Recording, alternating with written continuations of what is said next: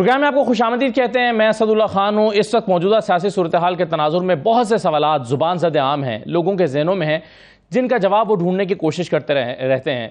मसलन ये कि हुकूमत कब जा रही है, इंतखाबात कब हो रहे हैं, नवंबर में हो जाएंगे या नहीं हो जाएंगे, निगरान हुकूमत कौन कैसे बनेगी, फिर निगरान वज़ीर आज़म कौन आ रहा है, नवाज शरीफ साहब क्या वापस आएंगे या नहीं आएंगे, क्या सितंबर में वापस आएंगे, क्या सितंबर में उनके लिए हालात साजगार हो जाएंगे जिसके लिए वो प्लानिंग कर रहे हैं, फिर चौधरी परवेज़ इलाही साहब का क्या होगा, क्या परवेज़ इलाही वापस चले जाएंगे काफ लीग में, चौधरी शुजात साहब के साथ मिल जाएंगे जाकर।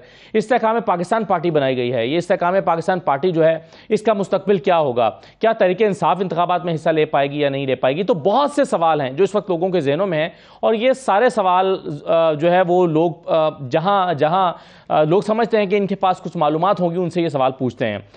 तो आज यही सवाल हम लोगों के सवाल ये हम रखते हैं पाकिस्तान के सीनियर तजज़ियाकारों के सामने। हमारे साथ मज़हर अब्बास साहब मौजूद हैं, सीनियर तजज़ियाकार है। बहुत शुक्रिया मज़हर अब्बास साहब। आरिफ हमीद भट्टी साहब भी हमारे साथ मौजूद हैं। आरिफ हमीद भट्टी साहब आपको भी खुशामदीद, और रज़ा रूमी साहब हमें ज्वाइन करेंगे। तमाम मेहमानों को मैं खुशामदीद कहता हूँ।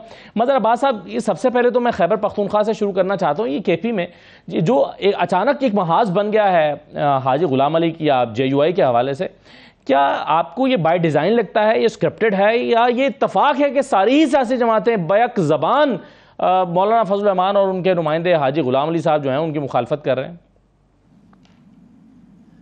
जी शुक्रिया सर। मेरा ख्याल है कि वो बाय डिज़ाइन तो नहीं, लेकिन ये कि JUI का जिस तरह का स्ट्रक्चर है उसमें मुझे लगता है बहुत अरसे से उनकी यहाँ प्रॉब्लम चल रही है।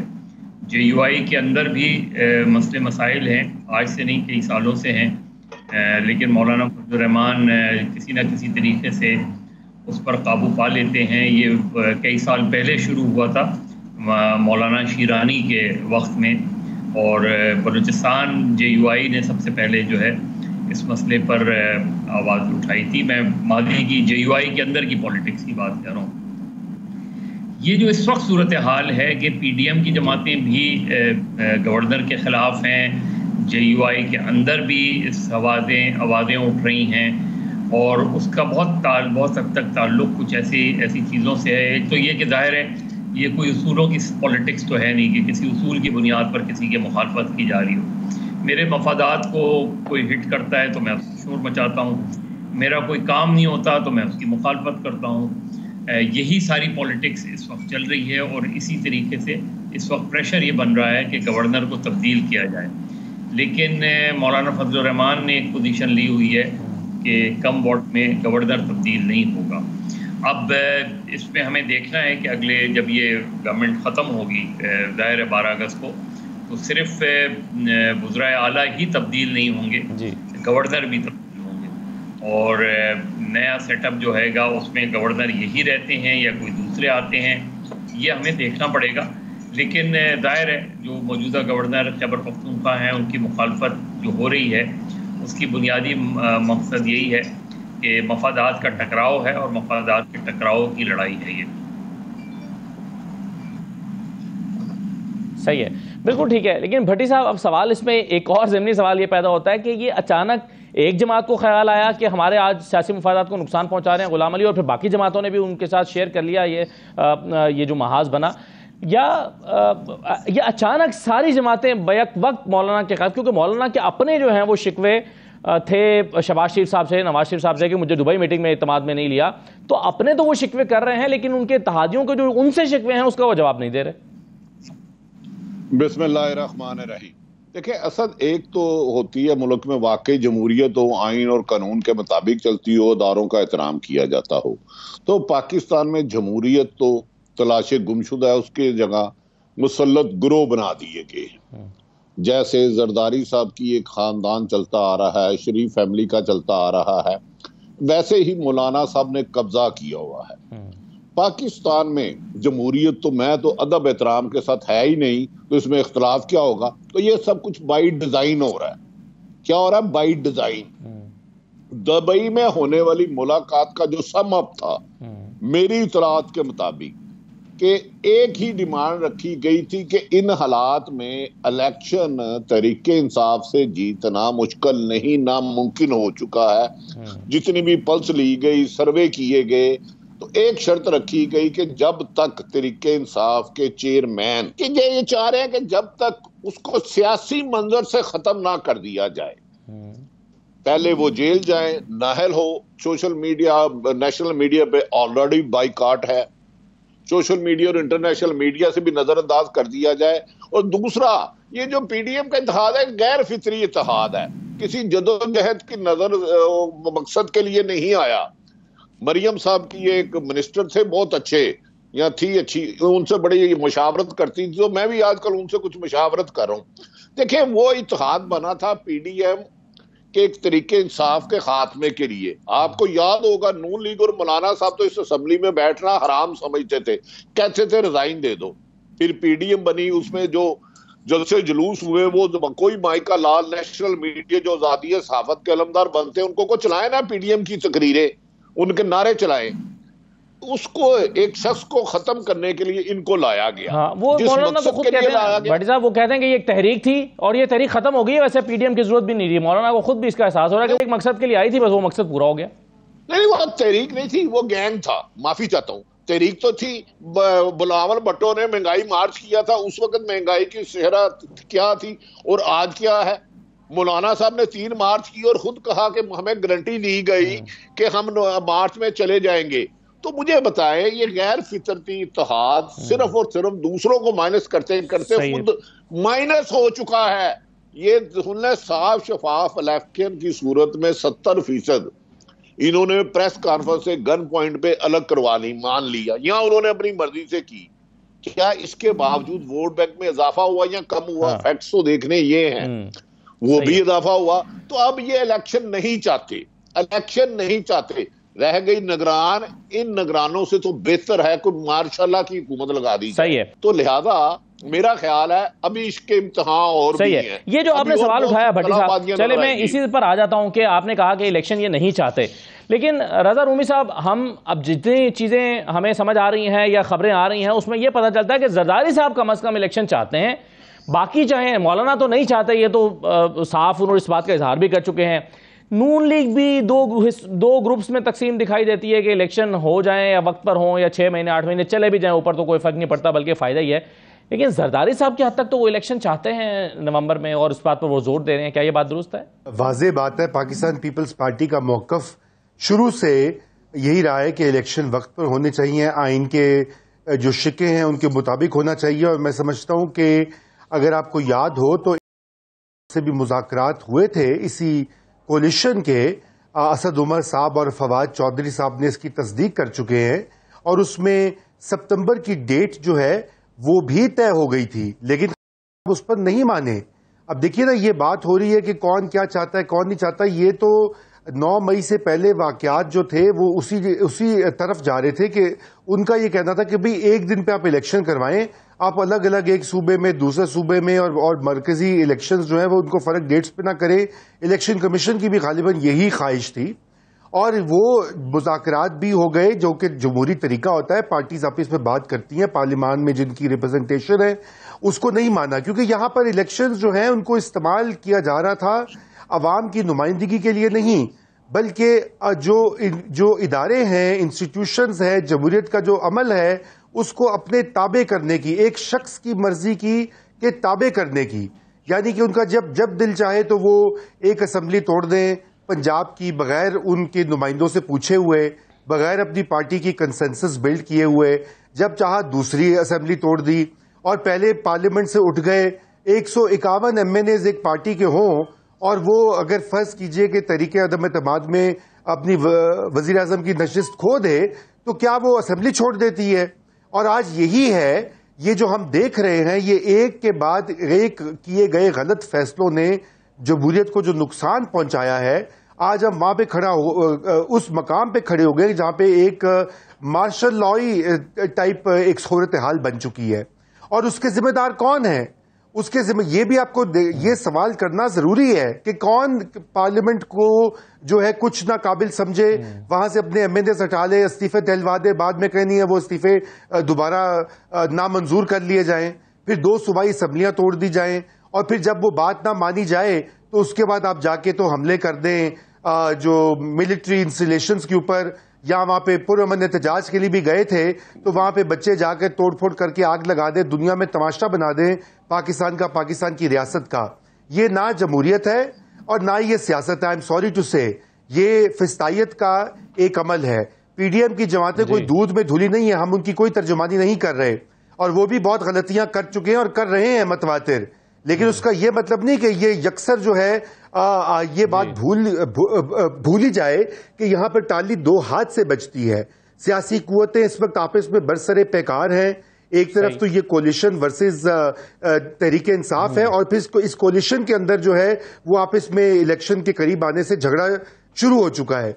लेकिन क्या इससे लोगों को कुछ फायदा हो रहा है? ये तो सिर्फ पावर पॉलिटिक्स में, म्यूजिकल चेयर्स में शतरंज के मोरे बनाने और गिराने का नाम है। ये इसमें किसी किस्म की कोई जमहूरियत का इसको नाम देना जो है वो ज्यादती होगी। जी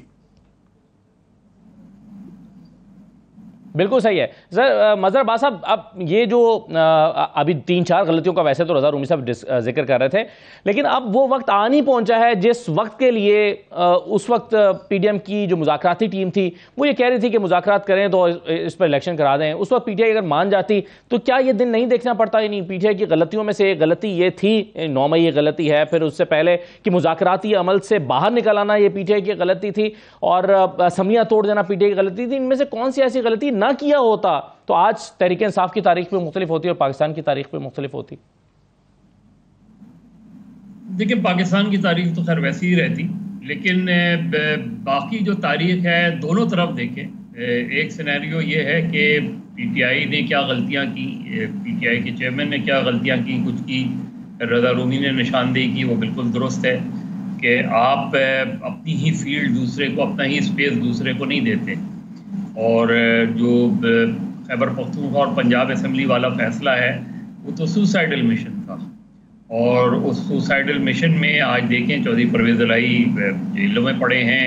सबसे ज़्यादा तकलीफ़ें पीटीआई को भुगतनी पड़ रही हैं।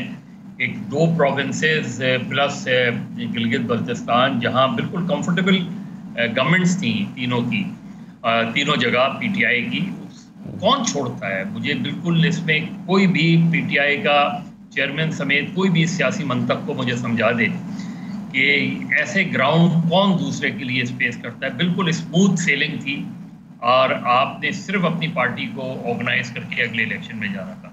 अब दूसरा सिनेरियो ले ले, पीडीएम अदम एतमाद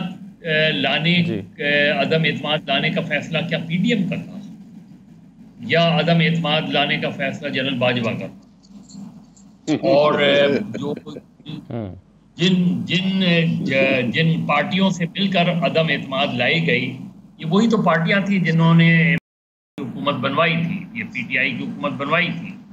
वही कुव्वतें थी, उन कुव्वतों ने पहले एक हुकूमत बनवाई, फिर उन्हीं कुव्वतों ने एक हुकूमत गिराई, फिर उन्हीं हुकूमतों ने एक और हुकूमत बनाई। ये बहुत सिंपल सा फॉर्मूला है, कोई भी इस पर बहस कर ले। अब पीडीएम खुद सोचे कि आज जो पीडीएम जिस क्राइसिस में है, पॉपुलैरिटी क्राइसिस में है, जिसको वो कहते हैं कि हमने सियासत, अपनी रियासत बचाई, सियासत कुर्बान की, और खुद पीडीएम के अंदर जो क्राइसिस हुआ, अगर वो पीडीएम अदम एतमाद की तहरीक नहीं लाती तो क्या होता? मैक्सिमम पीटीआई के चेयरमैन या उस वक्त के वजीर आजम किसी को नॉमिनेट कर देते एज़न आर्मी की। यही तो खौफ था ना, और क्या था? बाकी तो माशी सूरत हाल वगैरह तो कोई ऐसा तो नहीं है कि माशी सूरत हाल में इनकलाब ले आ जाता। सारा फियर था ना कि उसके बाद पीटीआई जो है वो एक फस्तायत का निज़ाम नाफिज कर देगी, और जो है पीपल्स पार्टी और पीएमएलएन पर जो है अजाब नाजिल हो जाएगा। तो आप जद्दोजहद पहले भी कर रहे थे, आगे भी जद्दोजहद करते रहते, 1-2 साल और लग जाता। लेकिन पीटीआई का ग्राफ कितना नीचे था, वो पीटीआई के चेयरमैन का ग्राफ कितना नीचे था। आपने एक गैर जरूरी तौर पे एक नीचे गिरते हुए ग्राफ को आपने आसमानों तक पहुंचा दिया। तो अगर आप दोनों सिनेरियो सामने रखें तो दोनों की सियासी गलतियां हैं इस वक्त फील्ड, और उसके नतीजे में दोनों ने स्पेस किसी थर्ड पार्टी के हवाले कर दिया। अब वो डिक्टेट कर रही है, अब वो सिनेरियो बना रही है, अब वो तय कर रहे हैं कि आगे का सियासी मंजरनामा क्या होगा।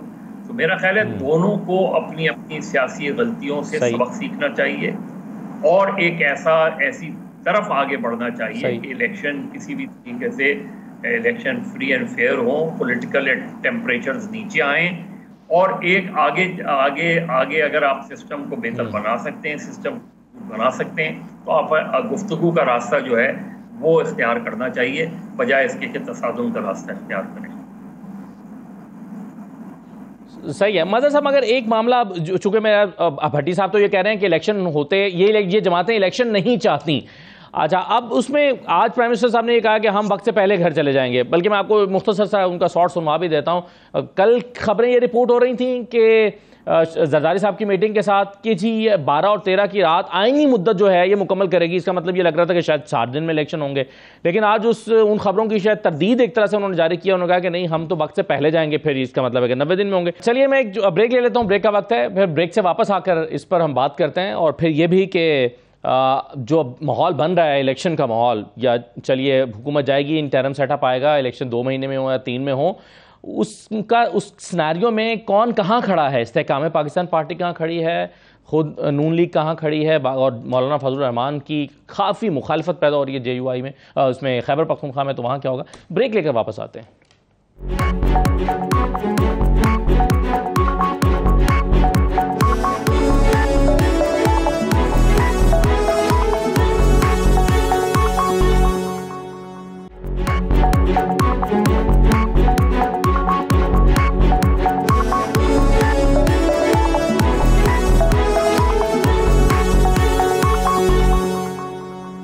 ब्रेक के बाद दोबारा खुशामदीद कहते हैं। आरिफ हमीद भट्टी साहब, सियासी जमातें और PDM की जमातें इलेक्शन चाहें या ना चाहें, उनको इलेक्शन की तैयारी में तो उतरना ही पड़ेगा। पंजाब में इस वक्त क्या चल रहा है? नून लीग ने हतमी फैसला कर लिया है कि वो सीट एडजस्टमेंट नहीं करेगी किसी सियासी जमात के साथ और अकेले ही मैदान में उतरेगी, जैसे कि राना सनाउल्लाह साहब इशारे दे रहे हैं कि हर सीट पर अपना उम्मीदवार खड़ा करेंगे। फिर ये काफ लीग का क्या होगा, ये मुनहरिफीन का क्या होगा, ये इस्तेहकाम पाकिस्तान पार्टी, कोई एडजस्टमेंट नहीं हो रही। अच्छा एक तो मुझे ब्रेक में पता चला, अल्लाह ताला ने आपको हज की सादत नसीब कराई, यकीनन आपको उसकी बहुत बहुत मुबारक, और यकीनन आपने पाकिस्तान की बेहतरी के लिए दुआएं मांगी होगी, लेकिन उतनी ही तबाही आ रही है। मेरे रजा रूमी मेरा भाई और मदर अब्बास साहब कह रहे थे कि गैर सियासी गलत फैसले, ठीक है, सियासी गलत फैसले वाकई नहीं हुए होंगे, लेकिन आइन शिकनी और अदालतों की हुक्मदुली में फर्क है। अगर कोई जमात गैर सियासी फैसला करती है या ना मुनासिब फैसला करती है तो जमात को नुकसान होता है, उसका वोट बैंक डैमेज होता है। जाने दो मैदान में गैर सियासी, अगर मैंने एक जमात हूं, मैं क्लब के इलेक्शन प्रेस मदर साहब मैं 30 साल से लड़ रहा हूं भाई, अगर आप गलत फैसला करते हैं तो उसको वोटर को फैसला करने दो। क्या ये पीपल्स पार्टी बगैर पीपल के पार्टी, हाँ भट्टो के दौर में पीपल्स पार्टी थी, शहीद बेनजीर के दौर में पीपल्स पार्टी थी, बगैर पीपल के पार्टी कहती है हम आइन से बाहर नहीं जाएंगे, वक्त पे इलेक्शन है। पंजाब और KPK के वजीर आला किस कानून के तहत बैठे हैं? मैंने तो जो आइन पढ़ा था, जो कानून पढ़ा था कि अगर असम्बलियां तहलील हो, या तो कोई आइनी माहिर लाए कि आइन में असम्बलियां तहलील करना आइन से इनहराफ है, आइन से बगावत है, आइन से जुर्म है, अदालत का हुक्म ना मानना, तो फिर मैं कहूंगा गलत फैसला। अगर PTI ने अपने लिए 2 असम्बलियां तहलील कर दी तो भाई जाने दो, आपको इलेक्शन हरा देगी उन्हें। तो ये उसके बदले ये जो पीपल पार्टी, ये चूजू का मरब्बा है, दुबई में लड़े हैं कि अगली दफा वजीर आजम मेरा होगा। पीपल बिलावल जरदारी सब चाहते हैं मेरी जिंदगी में बिलावल आ जाए। नवाज शरीफ अपने भाई पे एतबार नहीं करे, 15 माह से हुकूमत हो गई है, पाकिस्तान नहीं आ रहे। मरियम कहती है मैंने बनना है, आधी पार्टी कहती है हमने मरियम की सरबराही में नहीं लड़ना। मौलाना फजलुर रहमान साहब कहते हैं कि मुझे सदर पाकिस्तान बनाओ। मुझे बताएं क्या इनके मुंह से आइन की भी जुबान इन सियासी जमातों से सजती है? यहाँ मुझे कोई आइनी माहिर बताएं कि 90 दिन के बाद कोई भी असम्बली तहलील करना अगर गैर आइनी है तो उन्होंने गलत किया। गैर सियासी और गैर आइनी को मिक्स ना करें। सही फसादियत ये है कि असदुल्ला एक जमात में गिरफ्तार करे, जेल में रहे, अगर ये कहे कि मैं फलां जमात छोड़ रहा हूं तो सुबह घर जाए बच्चों के साथ खेले, वरना जेल की काल कोठरी में चलता रहे। ये डिक्टेटरशिप से बदतरीन है। जियाउल हक का दौर मैंने नहीं देखा, मुशर्रफ का दौर मैंने देखा है। सही है। मदर अब्बास साहब सेक्रेटरी जनरल थे, 90 दिन जुलूस निकाला, मुशर्रफ ने इससे 10% भी सख्ती नहीं की। यार कमाल है। मुझे बताए ना क्या असम्बलियां तहलील करना गलत है? अब इनका हक है ना, ये 4 दिन 2 दिन पहले क्यों असम्बलियां तोड़ने जा रहे हैं? 60 दिन की बजाय 90 दिन मिल जाएंगे, यह हक है इनका। मैं तो इसको गैर आईनी नहीं कहूंगा, लेकिन याद रखें, जुल्म को, जालिम को और मजलूम को एक सफ में ना खड़ा करे। शहीद अरशद शरीफ के बच्चों के घर जरूर जाइएगा, असद मेरा भाई जी, इमरान रियाज के घर जरूर जाइएगा। सही है, पहले भी जुल्म होता रहा तो गलत होता रहा, आज से 10 साल पहले होता रहा, 15 साल, जिसने गलत किया है। लेकिन खुदा के वास्ते याद रखो, आइन को पांव तले ना रोंदो। सही है, ये बड़ा इंपॉर्टेंट। वैसे आपने जो नुक्ता उठाया ना भट्टी साहब, आपने कहा कि गैर सियासी और गैर आईनी में फ़र्क है। तो रज़ा रूमी साहब, जो आप डिबेट कर रहे थे, ये तहरीक इंसाफ का फैसला गैर सियासी हो सकता है, असम्बलियों से बाहर आने का या 2 असम्बलियां तोड़ देने का। इस गैर सियासी फैसले का उनको सियासी तौर पर ही नुकसान हो सकता है, लेकिन उन्होंने तो ये सोच के किया होगा कि शायद 90 दिन में इलेक्शन होंगे और उसके बाद अगर हम हारते हैं तो हम हार जाएं और वो जीतते हैं तो वो जीत जाएं। लेकिन अगर इलेक्शन 90 दिन में हो जाते आइन और कानून के मुताबिक और लाहौर हाई कोर्ट के और फिर सुप्रीम कोर्ट के फैसले के मुताबिक, तो शायद ये सब कुछ हुआ ही ना होता जो आज हम बैठ के डिस्कस कर रहे हैं। जी, आप सही कह रहे हैं। देखिए, मैं तो कतई इसकी हिमायत नहीं कर सकता कि सुप्रीम कोर्ट का कोई ऑर्डर हो और उसकी तामील ना की जाए। ये गलत नज़ीर बनती है, गलत प्रेसिडेंट बनता है। वो आप उस ऑर्डर को पसंद करें ना करें, उसकी तामील होनी चाहिए। लेकिन अगर आप आइन शिकनी की बात करते हैं, और यूं तो पाकिस्तान की तारीख अटी भड़ी है आइन शिकनी से। अच्छा, आप ये देखिए कि ये जो अभी हम तो 2022 की ये बात करें, जो सूबाई इलेक्शंस होने थे, जब तहरीक अदम एतमाद आ रही थी और जब तहरीक अदम एतमाद जमा की गई, उस वक्त ने जो आजकल आइन के बड़े मुहाफिज बने हुए, उन्होंने असेंबलियां तोड़ दी, जो कि वो नहीं कर सकते थे। सरीहन आइन के मुताबिक वो एक गलत एक्ट था। सुप्रीम कोर्ट ने उसको नोटिस भी लिया, लेकिन जाहिर बात है सुप्रीम कोर्ट ने उनको बिल्कुल कुछ नहीं कहा, ना उनको, ना स्पीकर साहब को जिन्होंने वो काम किया, ना ही प्रेसिडेंट साहब को जिन्होंने असेंबलियां तोड़ने का ऑर्डर जारी कर दिया। ये तो सुप्रीम कोर्ट ने इंटरवीन किया तो हुआ। तो यहां पे हर साइड, हर फरीक ने आइन शिकनी की है, पाकिस्तान की सियासी कुव्वतों ने भी और गैर सियासी कुव्वतों ने भी। बात यह है कि ये अगर हम चेरी पिकिंग करेंगे ना कि एक साइड की आइन शिकनी और एक साइड उस वक्त देखे ना, एक और दूसरी की नहीं देखेंगे, वो बात नहीं बनेगी। उस सर एक तहरीक इंसाफ की हुकूमत ने उस सुप्रीम कोर्ट के ऑर्डर को मान लिया, लेकिन फिर पीडीएम की हुकूमत ने सुप्रीम कोर्ट के ऑर्डर को नहीं माना। तो ये भी एक फर्क है ना। देखिए, बात यह कि क्या सुप्रीम कोर्ट ऑफ पाकिस्तान को इख्तियार है कि वो आइन का आर्टिकल जो है उसी को खुद से असर नौ तहरीर कर दे। आर्टिकल 63 जो है उसकी सुप्रीम कोर्ट ने ऐसी तशरीह बनाई कि खुद ही अपने पहले किए गए फैसलों की नफी कर दी और उसकी एक अपने से वो कहानी बना दी।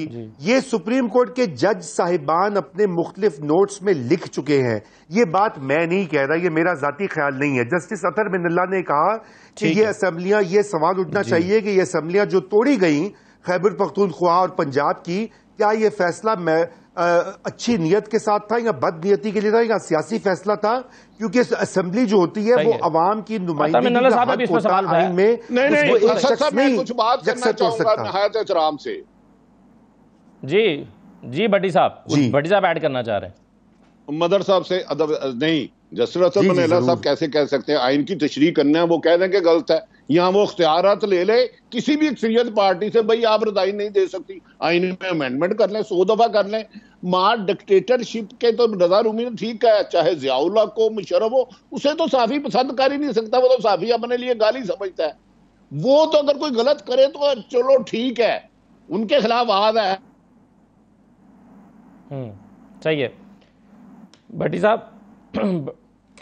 की आवाज़ चली गई है। लेकिन ये जस्टिस वैसे भट्टी साहब, जस्टिस अतर बिनल्ला साहब की अदालत, जब वो चीफ जस्टिस थे, उनके सामने जब तहरीक इंसाफ के MNAs के इस्तीफे का मामला आया था और कहा था कि जी 9 कबूल हो गए, बाकी क्यों कबूल नहीं हो रहे, तो उस पर अतर बिनल्ला साहब ने कहा था कि ये स्पीकर का इख्तियार है और मैं स्पीकर के इख्तियारात में इंटरवीन नहीं कर सकता।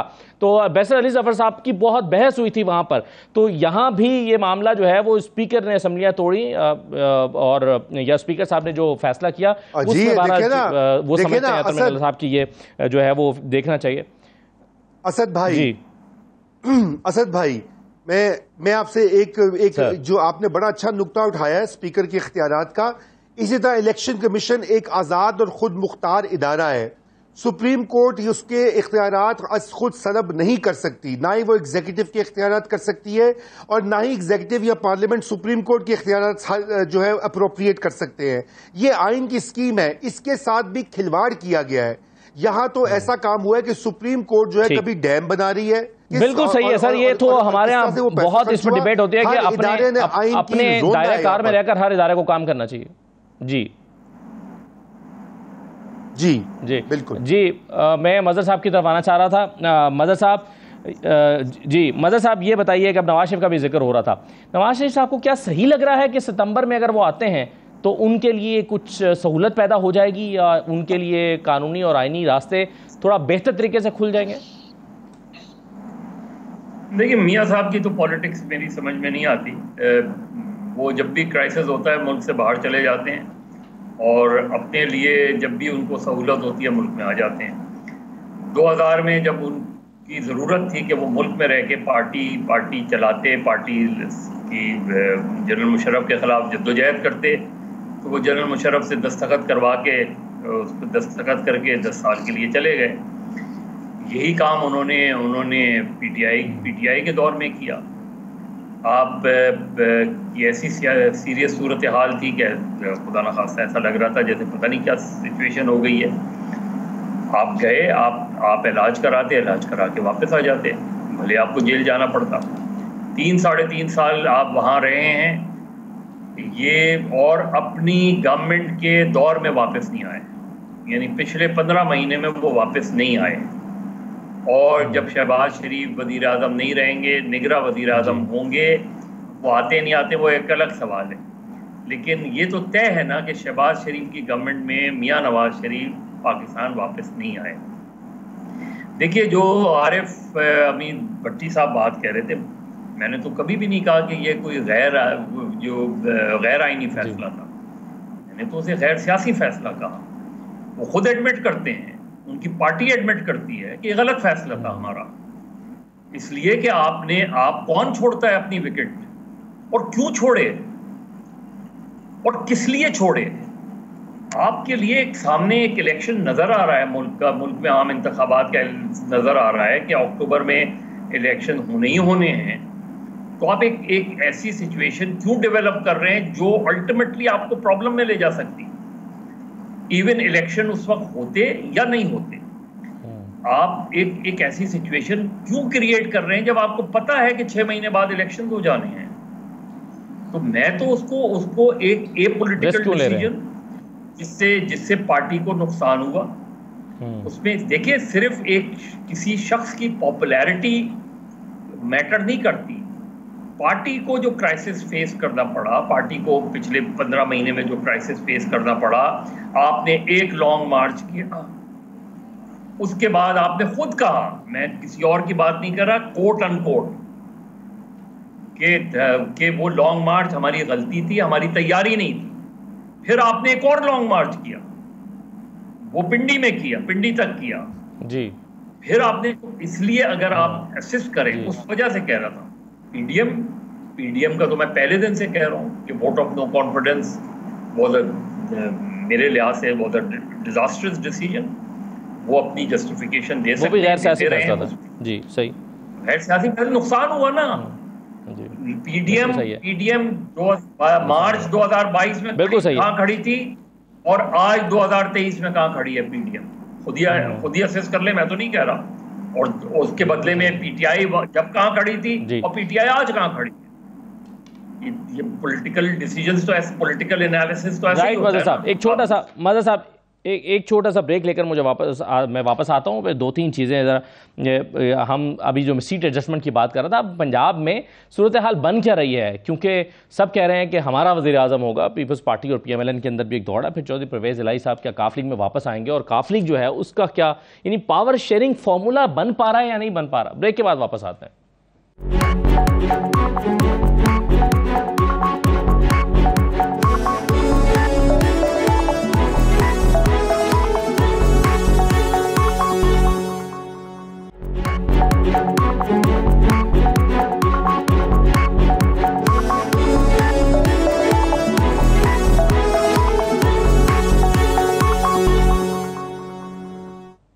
ब्रेक के बाद दोबारा खुशामदीद कहते हैं। मज़हर साहब से शुरू करते हुए ज़रा बाकी मेहमानों की तरफ आता हूँ और फिर बाकी जो इस वक्त जो आइंदा का मंजरनामा बन रहा है उस पर बात करते हैं।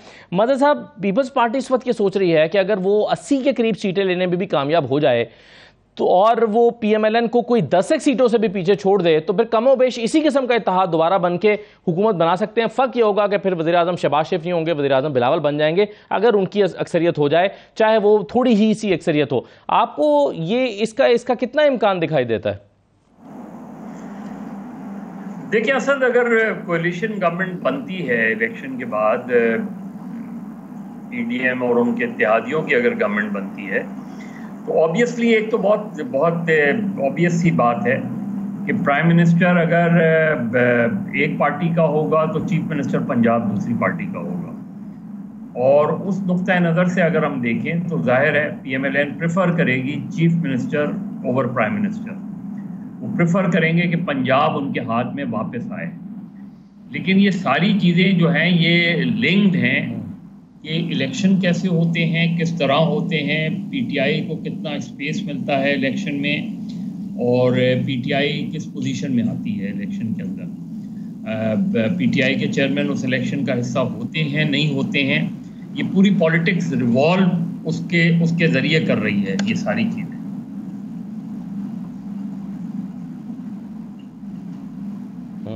सही है। तो भट्टी साहब, एक तो पीपल्स पार्टी की स्ट्रैटेजी पर ज़रा कमेंट कीजिएगा। दूसरा ये है कि इस्तेहकाम पाकिस्तान पार्टी में कोई दमखम दिखाई दे रहा है। अलीम खान साहब कहते हैं कि नोमान लंगड़ियाल और ओन चौधरी जो है वो अपने ओहदे छोड़ दें। महीना गुजर जाता है वो ओहदे नहीं छोड़ते। फिर जहांगीर तरीन साहब कहते हैं कि नहीं, छोड़ने की ज़रूरत नहीं है। ना पॉलिसी समझ आ रही है, ना स्ट्रैटेजी पता चल रही है, ना पता चल रहा है कि सियासी मुखालिफ कौन है, ना पता चल रहा है कि सियासी नज़रिया क्या है। तो इस्तेहकाम पाकिस्तान पार्टी का क्या बनेगा? अच्छा देखें असद, मैं अपनी एक राय दे रहा हूं, फैसला तो जब होंगे। देखना यह है कि इलेक्शन होती है कि सिलेक्शन। सबसे पहले असल चीज ये है, क्या आवाम के दिए हुए वोट के मुताबिक आवाम के ही वोट से गिनती होती है?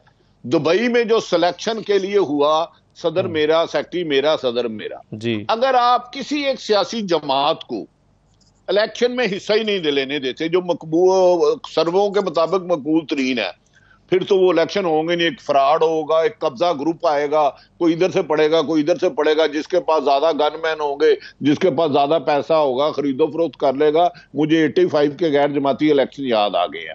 अगर तो इलेक्शन होते हैं तो नून लीग पाकिस्तान में पंजाब में 20 से 30 से ज्यादा सीटें नहीं ले जा सकती जितने गैर जानिबदार सरमाया। हो सकता है नून लीग 2/3 मेजोरिटी ले जाए।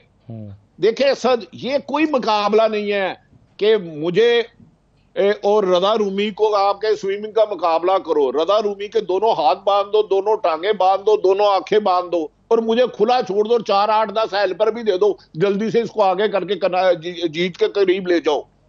उसको इलेक्शन कहेंगे हम? क्या ये क्या पहली दफा हो रहा है? नहीं, इस दफा जो हो रहा है वो कभी नहीं हुआ, थोड़ा ज्यादा हो रहा है, होती रही है। एग्रीड, मैं ये बात मान रहा हूं। आज तक जितने भी इलेक्शन हुए, जीतने वाले ने, हारने वाले ने जीतने वाले पर धांधली का इल्जाम लाया। 2013 में आसफ अली जरदारी सदर थे तो कह रहे थे RO के इलेक्शन है। ये सच है, 8 में भी हुआ। लेकिन इस तरह किसी एक जमात को, मेरी तो हिस्ट्री नहीं है किस हुकूमत में एक साफी पे 3-3 दर्जन पर्चे हुए, मुझे उस हुकूमत का नाम बता दें। किस हुकूमत में साफी मुल्क छोड़े, अहमद रजा छोड़े, नूरानी छोड़े, आरफ भट्टी छोड़े, रशीद छोड़े, मोई छोड़े? ये जुल्म है यार, ये कल भी जुल्म था, आज भी है।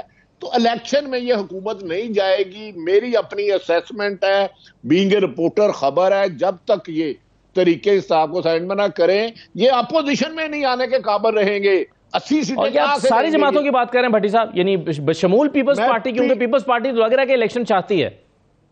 नहीं, मैं कह रहा हूं ये एक प्लानिंग के तहत गेम हो रहा है। एक तो बहुत सीरियस से फैसला किया जा रहा है, अगर निगरान आए तो 2024 मार्च तक ले जाया जाए। मेरे पास गैप का इल्म नहीं है, हो सकता है 8 अक्टूबर को भी हो जाए। मैं तो कह रहा हूं इनकी कोशिश है कि एक ही शर्त है कि वर्ल्ड कप जिसने 1992 में जीता था, अगर रजा रूमी नाम बता दे, मेरी मेमोरी वीक है, उसको और उसकी जमात को सियासत से अलग करना है। उसके कैंडिडेट ही नहीं बनने देने, फिर तो कुछ भी हो सकता है। फिर तो याद रख ले, आप जो पाकिस्तान में कभी आया भी नहीं वो भी वजीर आज़म बन जाएगा।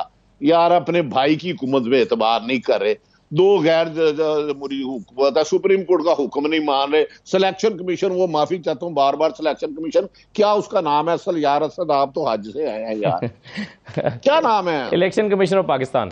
इलेक्शन कमीशन, माफी चाहता हूँ, क्या वो सही इलेक्शन कराएगा? कराची में जो बल्दियात के इलेक्शन हुए हैं वो बहुत शफाफ हुए हैं, वैसे ही होंगे। धांधली का कोई तो बंद रोके। मैं ये नहीं कह रहा किसी एक जमात के लिए किया जाए, खुदा के लिए जमहूरियत का हुस्न इसी में है, जिसे अवाम मुंतखब करे, वो पीपल्स पार्टी हो, नून लीग हो, तहरीक इंसाफ हो। लेकिन ये याद रख लो, गधों को गधे ऊपर घोड़ा लिखने से ना घोड़ा बनेगा नहीं। प्लान इनका और है, लेकिन अभी इसमें टर्न आएगा। बीइंग ए रिपोर्टर मैं आपको खबर देता जा रहा हूं, अभी एक खौफनाक टर्न आएगा। अच्छा रज़ा रूमी साहब, अब एक तो भट्टी साहब को लग रहा है कि जब तक एक खास मकसद हासिल नहीं हो जाता तब तक इलेक्शन में नहीं उतरेगी सियासी जमातें। लेकिन अगर कराची के इलेक्शन हमने भी देखे हैं, बल्दियाती इंतखाबात किस तरह हुए, यानी कई फॉर्म ऐसे थे जो पोलिंग एजेंट को दिए गए थे और फिर प्रिजाइडिंग ऑफिसर ने जो हतमी फॉर्म जारी किया उसके रिजल्ट आपस में मैच ही नहीं कर रहे और वो हाथ से उसमें तरमीम की गई है, लेकिन वो रिजल्ट जारी हो गया। अब आप जाइए सर पीटिए जहां पर जाकर पीटना चाहते हैं, उससे क्या फर्क पड़ता है? अदालतों के चक्कर लगाइए, 5 साल के बाद शायद फैसला हो जाए। तो मेरा सवाल रज़ा रूमी साहब ये है कि इस असद 2018 के इंतखाबात सवाल बस ये कर रहा था कि अगर इस तरह का रिजल्ट आ जाता और इस तरह का इलेक्शन हो जाता तो क्या होगा? जी कुछ नहीं होगा। 2018 में कितनी धांधली की गई, इलेक्शन से पहले, इलेक्शन के दिन, इलेक्शन की रात, क्या हुआ? कुछ नहीं हुआ, बल्कि जो शोर मचाते थे धांधली की, उन्होंने भी उसकी इंक्वायरी नहीं कराई। इलेक्शन कमीशन ने भी कोई कार्रवाई नहीं की कि आरटीएस क्यों बंद हुआ, कोई तहकीकात नहीं हुई। बदकिस्मती से ये हमारे यहाँ कोई ये रवैया जो है अकाउंटेबिलिटी का कल्चर ही नहीं है। और रही बात, ये सही कह रहे हैं भट्टी साहब कि प्लान यही है और ये कोई नया प्लान नहीं है, ये पुरानी कहानी है। 2018 में नवाज शरीफ को भी नाअहल करके मैदान से बाहर करके जेल में डाल के इलेक्शन किए गए थे। अब 2023 में उलट हो रहा है मामला कि नवाज शरीफ मुल्क में आ रहे हैं और कासिम के अब्बा को नाअहल करके जेल में डालकर बाहर किया जाएगा मैदान से। तो बात यह ना कि असूल तो ये है कि वो जो आज गलत हो रहा है वो 2018 में भी गलत था। काश के उस वक्त जो है हम सब पाकिस्तानी जो कौम है और इसके जो अहम इदारे हैं, इसके जो मीडिया है, इसकी जो सियासतदान है और जो अदलिया है, उन्होंने उस वक्त की गलतियों का भी इदराक करके फिक्स किया होता तो आज हम इस मकाम पे ना होते। आज ये जो कुछ हो रहा है ये उसकी कड़ी है, ये कोई अनहोनी बात नहीं है। और बीच में एक May 9 भी आ गया जो कि एक बहुत कॉम्प्लिकेटेड फैक्टर है, उसको आप ज्यादा तवज्जो नहीं दे रहे। वो अब एक सीधी कॉन्फ्रंटेशन के फेज में चला गया है। पहले जो हुआ नवाज शरीफ के साथ, बेनजीर के साथ, औरों के साथ, अब तो बराह रास्त मुकाबला है। आपको पता है 2 शख्सियात के दरमियान और एक सियासी पार्टी। चले मदर साहब जरा 2 चीजें बता दें। एक तो ये कि क्या ये वैसी ही सूरत हाल है जिसका भी रज़ा रूमी साहब भी हवाला दे रहे हैं और भट्टी साहब भी। दूसरा ये बताइए कि ये पंजाब में एक छोटा ही सही चले लेकिन एक फैक्टर तो है, वो है काफ लीग का। चौधरी परवेज इलाही साहब की वापसी आपको चौधरी शुजात साहब के साथ, अगरचे वो अपने बेटे के हाथों मजबूर हैं वरना तो वो फैसला किए बैठे हैं, वो आ जाते हैं, नून लीग उनको कहाँ एडजस्ट करेगी? क्या वो अपने तौर पर मैदान में उतरेंगे? और अपने तौर पर काफ लीग अगर उतर जाती है बगैर किसी के साथ एडजस्टमेंट के तो उनका हाल क्या होगा? तो आपको ये छोटे फैक्टर्स जो छोटे छोटे जो ग्रुप्स हैं उनका मुस्तकबिल क्या दिखाई दे रहा है? मदर साहब, आप ग्रेडिंग करते जाएं इलेक्शंस की, किसी जगह आपको कम धांधली नजर आती है कि इलेक्शंस में मेरे नुक्ते नजर से इलेक्शंस मैनेज्ड पाकिस्तान में पहले दिन से हो रहे हैं, अब भी हो रहे हैं इलेक्शन मैनेज्ड। आज आप किसी कोई एक पार्टी विक्टिम है, कल कोई दूसरी पार्टी विक्टिम थी। पाकिस्तान पीपल्स पार्टी जब पाकिस्तान की सबसे मकबूल जमात थी उसको 17 सीटें हवाले कर दी गई। 17 सीटों के साथ उन्होंने असेंबली में जाके बैठे। 88 का इलेक्शन मैनेज्ड, 90 का इलेक्शन मैनेज्ड, 97 का इलेक्शन मैनेज्ड, 2002 का इलेक्शन मैनेज्ड। ये सारे इलेक्शन आप सीक्वेंस से चले जाएं, कहीं एक पार्टी विक्टिम होती है, दूसरी बदकिस्मती क्या होती है, जब वो पार्टी विक्टिम हो रही होती है तो जो दूसरी पार्टियां हैं वो जो है वो उन ताकतों के साथ मिलकर उस पार्टी को नीचा दिखाती हैं। ये रियलाइज किए बगैर कि कल वही चीज उनके साथ भी होगी जी। यही कल हो रहा था, यही आज हो रहा है, बिल्कुल ठीक है, कल होगा। जब तक इन चीजों को आप रियलाइज नहीं करेंगे। और अलमिया ये है मदर साहब के जी जी अलमिया ये है कि जिसके साथ हो रहा होता है वो जो बेनिफिशियरी होता है वो समझता है कि ये हो रहा है तो ठीक हो रहा है, इस दफ़ा हो जाने तो अगली दफ़ा देखेंगे। वक्त खत्म हो गया। बहुत शुक्रिया आपका मदर अब्बास साहब, आरिफ हमीद भट्टी साहब, रज़ा मुनीर साहब प्रोग्राम में शिरकत करने के लिए। इजाज़त दीजिए, अल्लाह हाफ़िज़।